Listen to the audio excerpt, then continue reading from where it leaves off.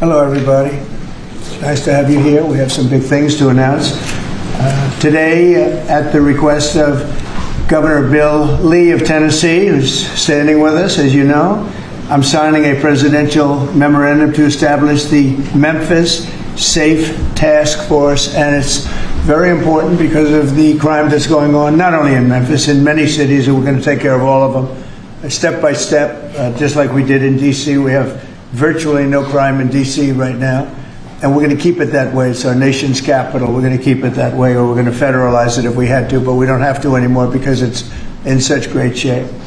This task force will be a replica of our extraordinarily successful efforts here, and you'll see it's a lot of the same thing, although the numbers here are really something. They're really bad. Now, we did send FBI in about 4 months ago to work, and it brought some of the numbers down, and they did a great job, but we're sending in the big force now.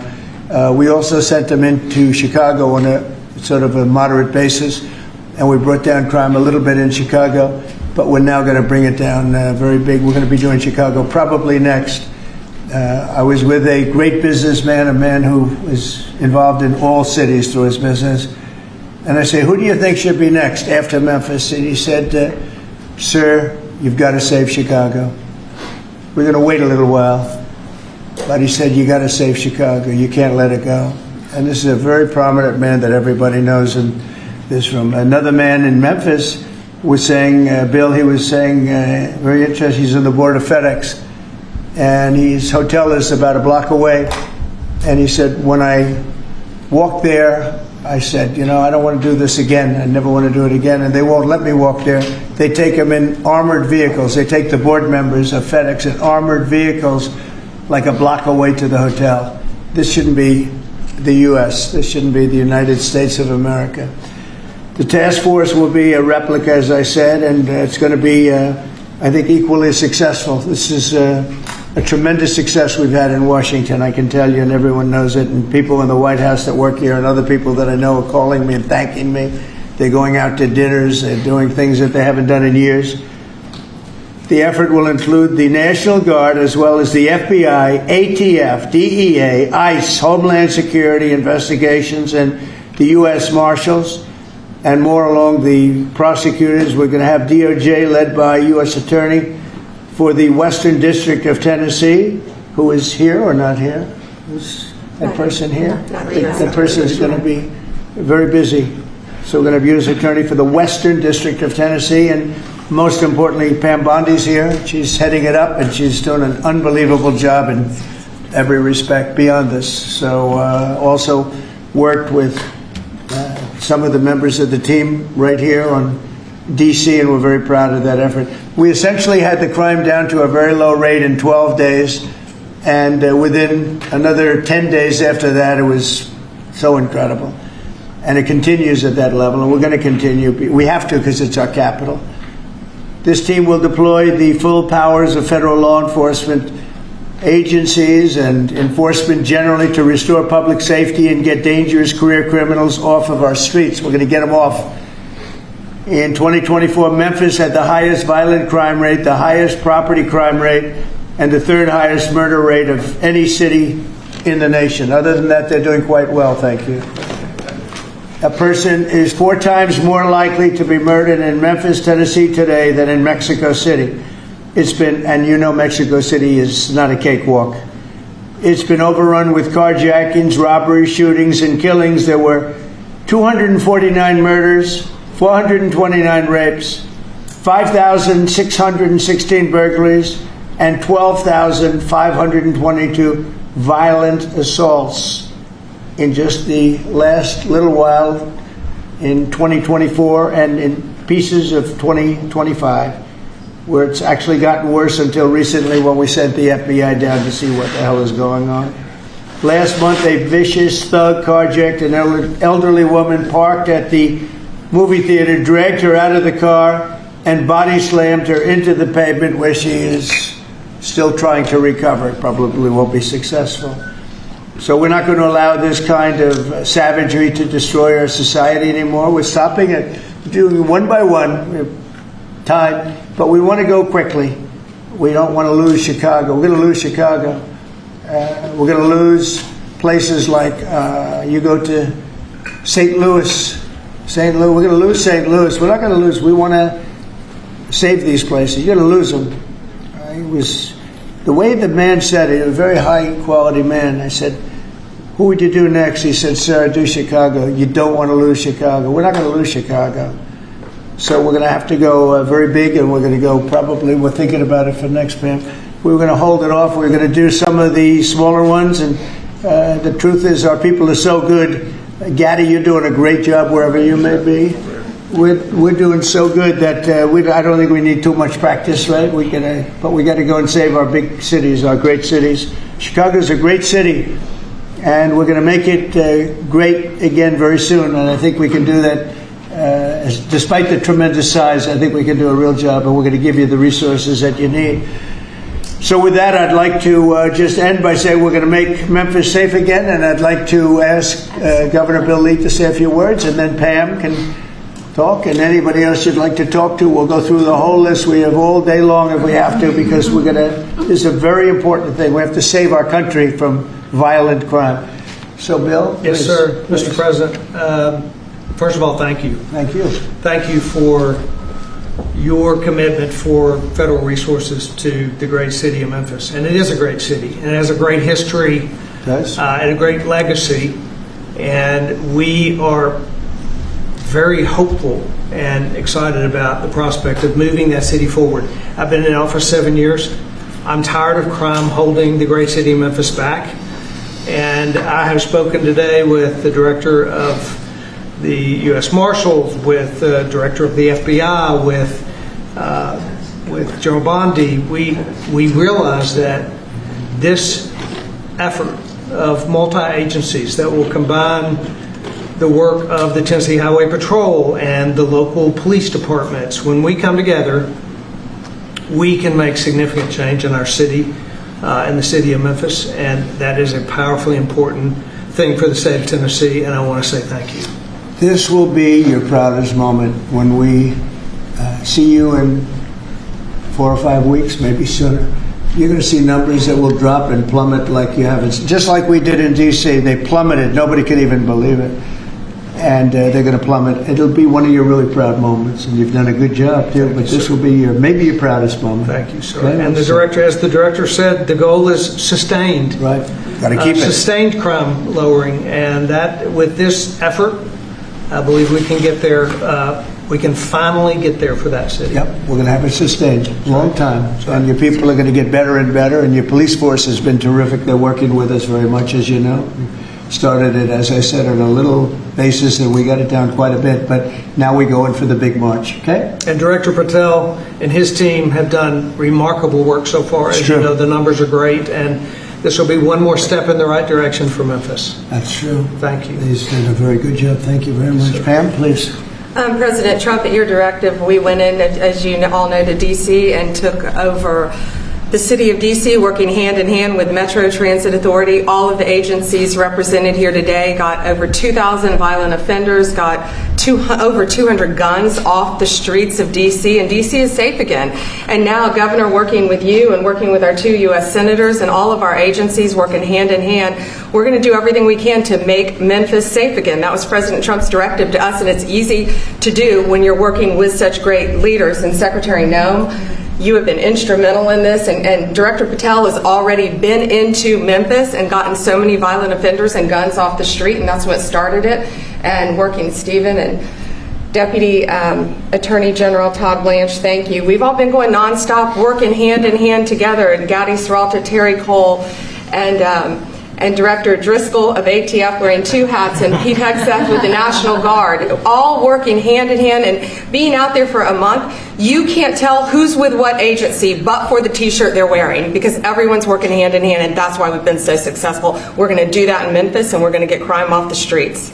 That's great. Thank you, Pam. Great job. Thanks, President. Christy, go ahead. Mr. President, Memphis has a high number of trafficking, significant human traffickers, child exploitation, drug trafficking. The local gangs there are extremely dangerous, and I'm so excited that you're going in there to work with not just the governor and willing local leaders, but also our Attorney General and all the leaders that are standing here today to help protect our children. So what's going to change dramatically is the families' lives that live there, and it's only going to happen because of you, because you're coming in. What has started there, you're going to put on steroids. The networks that you're going to uncover across this country, because of the work that's going to happen in Memphis, we're going to see every city get safer, because we're going to see those ties to other criminals that we're going to get out of the country. So we're a nation of laws. And sir, thank you for caring about every single city. Thank you, Christy. Really nice. And what makes it to me so exciting is the success we had here so quickly. And, you know, we've taken close to 1,500 people out of D.C., but when I saw the result happen so quickly, and so many people are so thankful, and people that you pass them every day and they're fine, all of a sudden they're thanking me so profusely. It was so exciting what's happened. It continues to be what happened in D.C., and so that's what makes this, I think, even more exciting, because we know what's going to happen. We know we have the people. Look, we're sending in a lot of help. These cities have been taken over for years, and the last 4 years under Biden, what's happened is just a disgrace. So it really has, what the success we've had here has made it to me much more exciting, because I think we're going to have proportionally. I mean, you have cases where it's even worse. I have some people, we have some people quoted today that we took out of papers. We're so grateful for the National Guard coming, said an owner of a Memphis tax service. It's so dangerous here. It's so darn dangerous that you can't get out of your car. If you get out of your car, he says, you get robbed, you get mugged, you get hit. You can't go to the market or a service station. So, yeah, I want to see crime stop, and I want to see the National Guard come in right away if that's what's necessary. There's a need. Here's another one from a director of a Memphis-based crime prevention organization. There's a need for more boots on the ground. You have to get them done fast before we totally lose it. They're going to lose it all. I got 2 guns put in my face, said another, within 5 minutes at 2 different locations. Said I got a gun put in my face. Then I went someplace else, had another gun put in my face. I was scared. It never happened to me. I've never seen anything like it. Here's another one. I honestly thought he was going to kill me, said a 60-year-old Memphis carjacking victim. A man walked up, give me your car, you got 5 seconds to get out or you're dead. This is what we have in this page after page of the same kind of thing. Cash, would you say a few words, please? Thank you, Mr. President. Thanks to your brilliant foresight, you had asked us to go in quietly into these cities to help set the landscape, to work with the Interagency, and to make America safe again. And we've done that under the FBI's banner program of Operation Summer Heat. And Right. the results are only as good as the prosecutions. And because the Attorney General and the Deputy Attorney General have mobilized DOJ to successfully prosecute so many violent criminals, we have set the landscape for the Interagency to come into Memphis and really make it safe permanently. As the governor and the senators and the other directors were saying, it's not a short-term mission, but thanks to you launching us early, launching us quietly, not looking for the credit, Mr. President, we greatly appreciate your support and the advanced foresight you had in doing that. It's so exciting, and somebody had to do this. A president should have stepped up long ago and saved these cities. So it's not that I wanted to do it, believe me. Somebody had to do it, and we're doing it in a big way. Excellent. Pete, could you say a few words, please? Yes, Mr. President. From day one, the DOW, the Department of War. I'm glad you made that correct. Correct for you, sir. Has been proud to stand with our partners across the Interagency, whether it's Southwest border, whether it was Los Angeles getting ahead of that, whether it's right here in Washington, D.C., where Secretary Driscoll and the Army and the National Guard have taken the lead in helping across all of these great folks to secure the city. We are very proud to be here, to stand strong alongside law enforcement. We're glad that Memphis is the place to go. The volunteer state, we're not going to have any problems with the Tennessee National Guard being willing to go in and stand strong in Memphis. Not at all. And get ready, because you'll be doing a lot of other places that are almost as troubled. You got it, sir. Some of them are equal. You look at what's going on in Baltimore, where the governor is telling me how wonderful it is, and you can't walk across the street without being shot. Could I ask our 2 great senators to say a few words? Of course. Please, Mr. Marcia. President, thank you so much. I want to say a thank you to Director Patel, because he had promised that he would come into Memphis. We've had Operation Viper there this summer. There have been over 500 arrests. There are over 100 indictments. And Memphis had the best stats they have had in years this past August. Last month, it was the best August they have had. It's because of the work that's been done. And now to have a new phase of this enforcement for Memphis, where we are going to have all of these agencies working as a team, as the governor said, making certain that this is a long-term effort to make Memphis safe again. Mr. President, we are so grateful and we thank you. Thank you. Yeah, thanks, Mr. President. And this is an issue that's plagued Memphis since I was a boy, Mr. President. And it's time that we addressed it, and I appreciate your leadership allowing us to do that. And the team that you've assembled here is going to help us deliver the most fundamental responsibility of our government, and that's public safety. This shouldn't be a partisan issue. This should be something that is our primary goal. And certainly I hope to see Memphis become the safest city in America. And thanks for the effort of all of your team here to make certain that happens. Thank you, Governor Lee, and I want to say thanks to the Memphis Police Department and the Sheriff's Department there too, who have all worked closely to bring this together. I look forward to tremendous results. And I want to thank the FBI for the last 4 or 5 months, because they have brought down the numbers quite a bit. Chicago here and a couple of other places that we can talk about later if anybody wants to. Could I ask you to, Terry Gaddy, say a couple of words also? You really did lead the charge here, and you've done such a great job. Please. Mr. President, thank you for always supporting law enforcement. I think the major difference here in Washington, D.C. has been your support for law enforcement, has been empowering the men and women that are on the street working every single day. And I look forward to not only going to Memphis, but other places in Tennessee as well. And I think you'll hear from us real soon, Mr. President. Thank you for your support, sir. We have plenty of places. Yes, sir, we do. You know the country very well. That's great. Thank you, Terry. Please, Mr. President, I just want to say that we're honored once again to lead the charge with the United States Marshal Service, leading and joining 22 other federal agencies. I can say that today we spoke with over 30 of the local agencies, letting them know what to expect, giving them the template that we've done here in D.C., so they know what to expect. They're extremely excited. I think everyone is going to be well receiving the law enforcement surge that we're about to take to Memphis. Great job. Thank you. And I'm going to ask one of the best lawyers in the country. He is one of the best. Todd, say a few words, please. Yeah. He is a great lawyer. Thank you, Mr. President. Yeah, look, I think it's been said for the past 15 minutes, the president ran on making this country safe again, and we do not make this country safe again unless we go into our cities where there's the most violent among us and go street by street and block by block and arrest the men and women in this country that are destroying cities and communities for the rest of us. And so what we plan on doing, as the governor said and the senator just said, this has been a problem in Memphis for a long time. We plan on delivering Memphis back to the citizens that are there to raise their families, to go to church, to be in their communities. That's our goal, and that's what we plan on doing, whether it takes 2 weeks or 2 years. That's what we're going to do. Next time. The great Stephen Miller, please say a few words. Thank you, Mr. Show President. the same emotion you do in college. That's hard to do. I think that's good. See if I can do it. President Trump's initiative here in Washington, D.C., is important to understand, is the most successful anti-crime initiative in American history. I mean, just think about it for a second. In 30 days, President Trump put together a team that saw the largest ever violent crime reduction in any city in American history. Something that people had not been able to do in 40 years. That is a momentous achievement.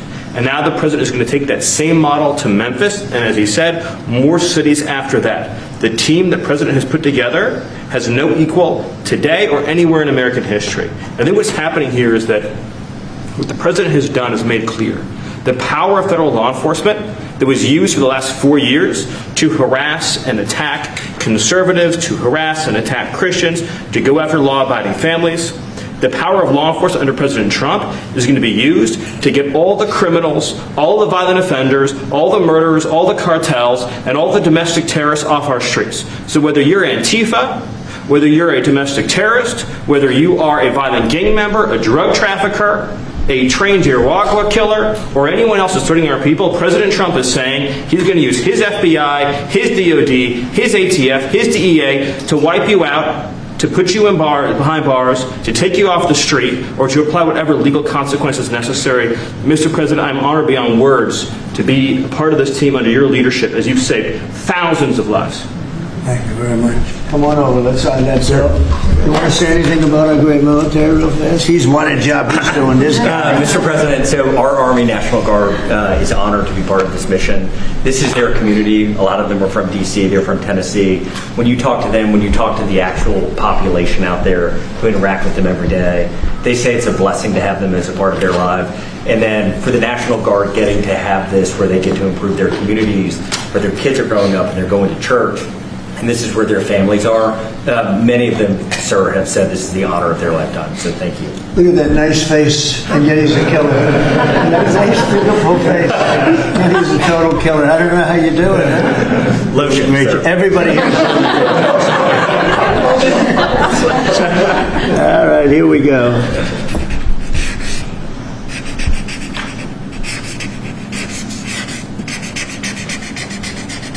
How wonderful. Okay. Wonderful.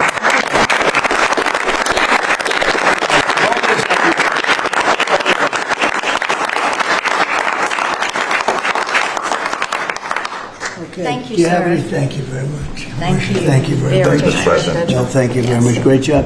Any questions, please? Yeah, Brian. First of all, you've got to. Did they take down the blue tent? Yes, sir, they did. Thank you very much. I appreciate Last time he hit me with a blue tent, and nobody knew what he was talking about. We found out, right? Found out, and right. It was gone the next day, and they had a lot of. Oh. That was not so easy. They had, that's a violent, radical left group. Okay, go ahead. I've heard a lot of comments for doing that. They still have their First Amendment right, though. They're still I'm not. You've got an amazing team behind you. You've done an awesome job for D.C. Thank you. I want to get ahead of a story that I think might come out. You pushed out an email earlier today really showing dozens and dozens of local media in Memphis highlighting all of the violent crime in that city. So they have no problem reporting the crime, but when you show up to solve it, they're going to run around town looking for that one person that says, we don't want Donald Trump in our city. What can you say to the media there in Memphis, Tennessee, to help let them know the people want you there in their city? Well, I'm not sure they found that person, because I saw them doing some interviews, and it looked like they were looking, but they were very, in fact, that producer, that person, I think they lost their jobs, because everybody was saying, we want Trump to be there, they want the people right here to be there. Look, it's very simple. In Chicago, they're getting beat to hell, they're being shot. If you lose 6 or 7 people die over a weekend, they consider that a successful weekend. And when you consider that a successful weekend, that's pretty bad. I had the president of Poland here a few days ago, and we had a news conference. Many of you were here. And I made this statement. I said, we're very happy to announce that it's been over 2 weeks since anybody's been killed in D.C. And he looked at me like, is that supposed to be good? He's looking like, what kind of a place is this? And now it's been a long time. But and as I was saying it, I said, I'm not sure if that sounds good to somebody. It sounded great to you, but it doesn't sound good to somebody from a country where they don't have violent crime like we have. But now it's a long time since that's happened. We went for years where at least one person was killed. Now you're not seeing it all. It's like the border. Millions of people a year ago, millions of people poured into our country. In the last 3 months, there have been 0, as reported by largely Democrats, actually. The border is secure. The country is secure. We've got the hottest country anywhere in the world. And I'll tell you, a year ago, we were a country in tremendous trouble, probably a dead country if it continued. So we're very happy about it. And so just, in terms of your question, people have never seen anything like what we're doing, and I think they're very happy, and they want us to be there. They don't want to be mugged. Who would say, gee, I don't want the National Guard? And you need that in terms of numbers. And also, you look at those guys, I looked at them, they're rough guys. They're, the Supreme Court voted recently on merit. We're a merit-based country again. I said they had tremendous courage to do that. We're a merit-based country again. When I looked at the people that were patrolling the streets for the National Guard and for others, I could see we're merit-based. They were rough-looking, they were tough-looking, and they love our country. So that's where we are, Brian. Thank you. Thank you very much. Yeah, please. Yes. Given with all the that's going on with Charlie Kirk's assassination and the left wing, a lot of left wing violence going on, do you have plans? And actually, this is a great opportunity with all these people here. Do you plan on designating Antifa finally a domestic terror organization? Well, it's something I would do, yeah. If I have support from the people back here, I think we'd start with Pam, I think. But I would, if you give me, I would do that 100%, and others also, by the way. But Antifa is terrible. Are there other groups that you can think of? There are other groups, yeah, there are other groups. We have some pretty radical groups, and they got away with murder. And also, I've been speaking to the Attorney General about bringing RICO against some of the people that you've been reading about that have been putting up millions and millions of dollars for agitation. These aren't protests. These are crimes, what they're doing, where they're throwing bricks at cars of ICE and Border Patrol. And they come in with a beautiful new car. They're so proud. It's Border Patrol, ICE, it's got whatever it is. And they're throwing rocks at it. And after 50 yards, it looks like an old beat-up vehicle. It was just brand new. It was just bought for the purposes. And they don't have to take that anymore. I let it be known. We'll take responsibility. They don't have to take it anymore. And they don't want to take it. They were told by a past administration, it became almost a culture, if somebody throws a rock at you, do nothing. If somebody spits in your face, do nothing. And I say, when they spit, you hit. You do whatever you want. You do whatever the hell you want. I watched it so sick it made me. For 4 years, I had to sit home and watch people screaming at policemen and spitting in their face, and they weren't able to do anything. They just had a grin and bear it. They're standing up like a piece of steel. And they're women, in many cases, women. You can see they're professional agitators. I had one the other night. I had 4 the other night, all in one group, total phonies.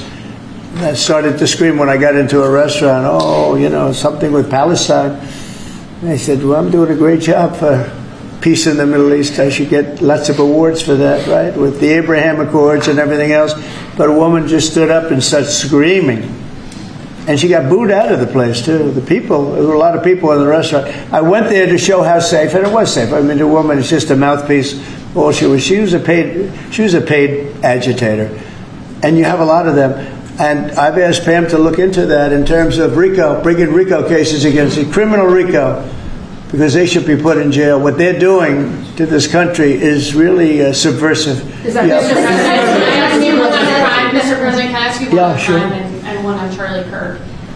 You've floated potentially going into St. Louis. You mentioned you want to go into Chicago next. Could St. Louis be after Chicago? It's going to be around there someplace, yeah. We got to save St. Louis. We've got to save these cities. This isn't like, we're going to do something. We have to save St. Louis. We have to save Chicago. I know all about Chicago. I have a great, beautiful building. I'm so proud of it. But, you get less proud when you see all the crime. When they announced 2 weeks ago, 11 people killed, this over a weekend, I think they said 38 people shot and 11 people dead. And then you watch Pritzker get up and say, we've got crime under control. And I will say that Cash and the FBI did a good job. With a very light force, they went in, and for about 4 months, Cash or so, they've been working on keeping crime down. They have brought the numbers down a little bit. But those are the easy numbers. The first 20-25% are the easy numbers. That's where it gets. Then you have to bring in the big forces, right, which is what we always intended to do. But I think the FBI's done a very good job. In particular, in Memphis and Chicago, they brought it down a little bit. Like 20% and 25%. Well, I guess it's not so little, but we have a long way to go. We think Chicago is going to be next, and we'll get to St. Louis also. And on Charlie Kirk's assassination. And New Orleans we want to get to, too. Your FBI is investigating the potential role of left-wing organizations in the assassination. I'm wondering if you think if Charlie Kirk's assassin worked alone or if he worked with it. I don't know. I mean, I can tell you he didn't work alone on the Internet, because it seems that he became radicalized on the Internet. That's just by watching the same things that you're watching and hearing. It looks like he became radicalized over the Internet. And it seems like his wonderful parents brought in a wonderful neighborhood, smart guy, great boards, great marks, great student. And then something happened to him over a fairly short period of time. It looks like he was radicalized over the internet, and it's radicalized on the left. He's a left. We have a lot of problems with the left, and they get protected, and they shouldn't be protected. But as you understand, I think very well from the tone of your question. Thank you very much. On Venezuela, on Israel. First on Venezuela, what can you tell us about this Venezuelan boat that was taken out? And do you plan to provide proof that these were narco-terrorists who were on their way to the U.S.? Well, we have proof. All you have to do is look at the cargo that was like it spattered all over the ocean. Big bags of cocaine and fentanyl all over the place. And it was, plus we have recorded evidence that they were leaving. We've recorded them. It was very careful because we know you people would be after us. We're very careful. The military has been amazing. And General Kane showed me a little while ago the clip, but you could actually see it. But you don't have to see it because we have recorded proof and evidence. So we know what time they were leaving, when they were leaving, what they had, and all of the other things that you'd like to have. But we have noticed that there are no ships in the ocean anymore. We're seeing that there's like no ships, when the first one we went, there were hundreds of boats. Now there are no boats. I wonder why. Meaning no drugs are coming across. Probably stopping some fishermen too. I mean, to be honest, if I were a fisherman, I wouldn't want to go fishing here. Just a nice, let's take a little trip, because I'd say, man, maybe they think I have drugs downstairs. I don't want that. I think the fishing business has probably been hurt. But there are literally no boats. This was a boat, and we were surprised to see it. Now, what does that mean? That means there's no drugs coming by sea. But they do come by land. And you know what? We're telling the cartels right now, we're going to be stopping them too. When they come by land, we're going to be stopping them the same way we stop the boats. And you'll see that. But maybe by talking about it a little bit, it won't happen. If it doesn't happen, that's good. But they killed 300,000 people in our country last year. And we're not letting it happen anymore. And then on Israel, did Bibi Netanyahu speak to you directly to alert you that Israel was going to be striking Hamas sites in Qatar? No, he didn't. No, he didn't. Yeah, go ahead. How did you learn of it? Same way you did. Go ahead, please. You mentioned that the shooter was radicalized online. Do you believe that social media by the way, when I say that, that's my opinion. I think he was radicalized online based on what they're saying. Do social media companies bear any responsibility for that? And how I'm going to have to ask, I don't know, I'd ask Pam that question. I don't know if you or Todd could give an answer to that. Somebody has to bear some responsibility. And President Trump, I've always told parents, you got to watch what your kids are doing on the internet, what they're doing online, what they're listening to, what they're reading. They're all online, they're all on their phones all the time. Parents have got to monitor that, because this starts when you're young. This starts when you're young, when you listen to these groups, when you watch these shows, and parents have got to just be vigilant. So sure, that's part of it, and they're meeting kids online who they think are kids, and they can be anywhere in the world and talking to them, and yeah, they are being radicalized. Mr. President, he went bad, and he just went bad very quickly in a sense, because he sort of led a very normal life, a life of great education, schools, everything else, but somewhere along the line something happened. Yeah, please. Thank you, Mr. President. How will you send the National Guard into Chicago without the cooperation of the governor and the mayor? Well, if they do cooperate, that's good. If they don't, it's not going to matter to us at all. You know who wants to help us? Police department. They have no respect for the governor. They have no respect for the mayor. They respect us. And we found that in Washington. We haven't had total support in Washington from government, as you know, from everybody. I don't want to say the mayor because she was better than most, but we haven't had great, but we have had great support from the Metropolitan Police. They're like brothers of these people. They're really like brothers. You see that. They work together. And so if the governor wants to support, as I said to Bill, it's going to be his proudest moment. What he's going to do, the governor of Tennessee, what's going to happen with Memphis. In 3-4 weeks, we'll stand together and we'll say, look at this. The crime has almost disappeared, maybe completely disappeared. In Washington, they don't even know how to record it because it's down so much. They've never heard. I heard 87% is down. I said, really? Who are the 13%? Because it's more than that. It's actually more. Hard to believe, right? You're going to have the same results in Chicago.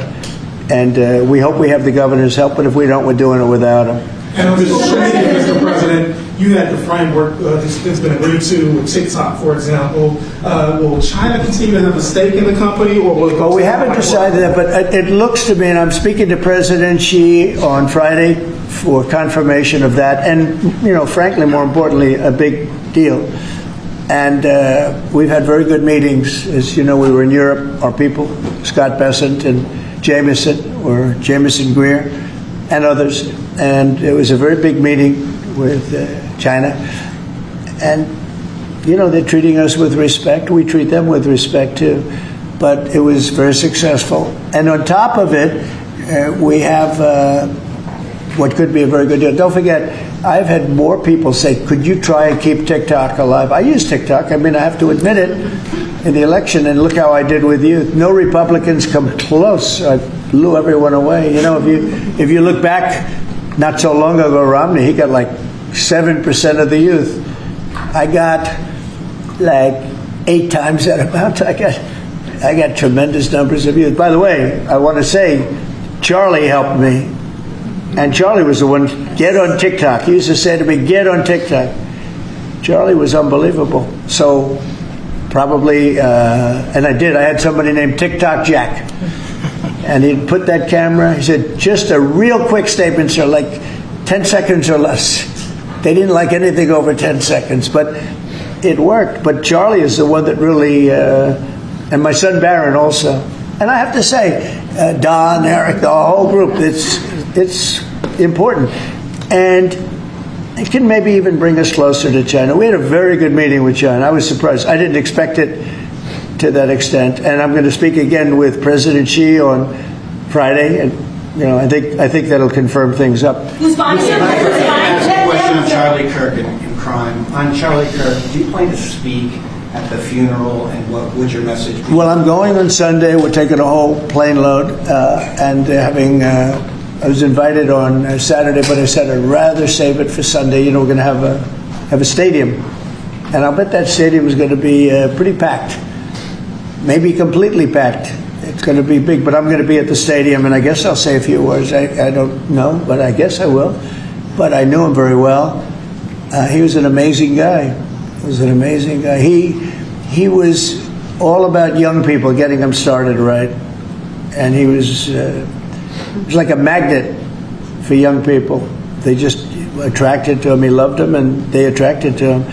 His wife is a tremendous person, by the way. He always had great respect for his wife. He got married. I didn't know he was getting married. I heard he got married, and he loved her. He really loved her. She loved him, and I think she'll have something to do with keeping that whole thing going. You know, Turning Point it became a very big deal. And I heard they had like 38,000.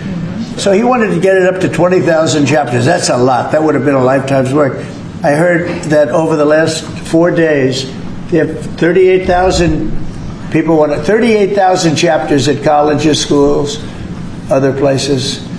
Numbers that, nobody's ever heard of numbers like that. So I think Turning Point could be, through what happened, this horrible act, it could be maybe bigger than it could have ever been had he been there. And I will say this, he'd be very happy if he saw what was going on. And there's some very good people, because I speak at Turning Point quite a bit. And Charlie would call me up. So the last time I spoke to him, he said, sir, and I think it was Phoenix, sir, could you get to Phoenix? This was like in a day. I said, Charlie, I'm the President of the United States. You're calling, asking me if I could speak tomorrow in Phoenix. You can't do that to me, Charlie. But usually I ended up going. He was great. He was a great guy, and he didn't deserve this. He didn't deserve this, believe me. Ilhan Omar, after his assassination, called Charlie Kirk a reprehensible human being. Should be stripped of her committee assignments? I would say, I think she's a disgraceful person. I think she's a disgraceful person, a loser. It's amazing the way people vote. I know it's people from her area, maybe of the world. I don't know. They got here and they vote her in. It's hard to believe, but I think she's a disgusting person. One more question, if I could. A lot of these, in recent of these kind of trans shooters that we've seen over the last couple incidents, This flag right here is up and down 14th Street. This is what would be a trans flag. A lot of people are very threatened by this flag. It means a lot of different negative things to people, violence. Would you be opposed to taking this flag down up and down the streets of D.C.? Well, I wouldn't be. Then they'll sue and they'll get freedom of speech stuff, so that'll happen. But I would have no problem with it. I will say, and Steve might just mention this, Todd, you might mention it too, because we're putting out an order. Freedom of speech means you can burn the American flag, which I think is horrible. But I noticed something over the last little while. As you do this, you start noticing things that you wouldn't normally think. It really causes unrest and violence when they burn American flag. So the American flag, I wanted anybody burns the American flag, go to jail based on freedom of speech, goes to jail immediately. But the freedom of speech protected them, right? And that's been argued a couple of times. And it's one of those things. But you know what? Hasn't been argued, and we're going to be arguing it, I think, very soon, and that's the violence. They incite violence. So I saw it just yesterday, they burned the American flag, and people that were there were fine, and all of a sudden they're going crazy, and there's fist fights. It wasn't in Memphis either. But I will say, it incites violence. And I think you just do the exact same thing. Don't use freedom of speech. Use the incitement of violence. I mean, it's really, you got to see, these people were going at it. And, you could burn other things and people just sit there, they fall asleep. You burn the American flag, and on both sides. But the level of violence I saw this flag burning cause was incredible. It was an incitement. So I hope you guys are going to be able to do that, Pam, right? Well, there's also groups called Trans-Tifa. So perhaps if you can label them a domestic terrorist group, and in all reality, you could take that flag down because it would represent the Trans-Tifa. I think you probably could. Again, you'll be sued, and it's okay. I've been sued before a couple of times. You may have seen it. Anyway. Netanyahu said that he doesn't rule out targeting Hamas anywhere they are. You said that you don't want to see Qatar hit again. Are there any guarantees that Qatar... Well, he won't be hitting in Qatar. As I say, I call it Qatar. You call it Qatar. You're actually more right, but actually you're allowed to go. The Emir said, you can say it any way you want, but I've always thought of it as Qatar. I think it's a beautiful sound. And actually, they've been a very good ally. And a lot of people don't know that. But he won't be hitting Qatar, but he will be maybe going after. Now, there was an article that I read in a newspaper just about an hour ago where Hamas said they're going to use the 20 hostages as human shields. They're going to bring them up from the dark tunnels, and they're going to put them in the line of fire so that if Israel goes forward, they're going to die. And I thought that was very terrible, and I put out a statement on that. You saw that. Mr. President, on Charlie Kirk, in retrospect, given all of the moving ways that this White House has paid tribute to Charlie Kirk, right. Do you think it would have been fitting to lower the flags, to have staff when Melissa Horman, the Minnesota House Speaker, was gunned down by an assassin as well? I'm not familiar. The Minnesota House Speaker, a Democrat, who was assassinated this summer. Well, if the governor had asked me to do that, I would have done that. But the governor of Minnesota didn't ask me. I didn't. I wouldn't have thought of that, but I would have if somebody had asked me. People make requests for the lowering of flag, and oftentimes you have to say no because it would be a lot of lowering. The flag would never be up.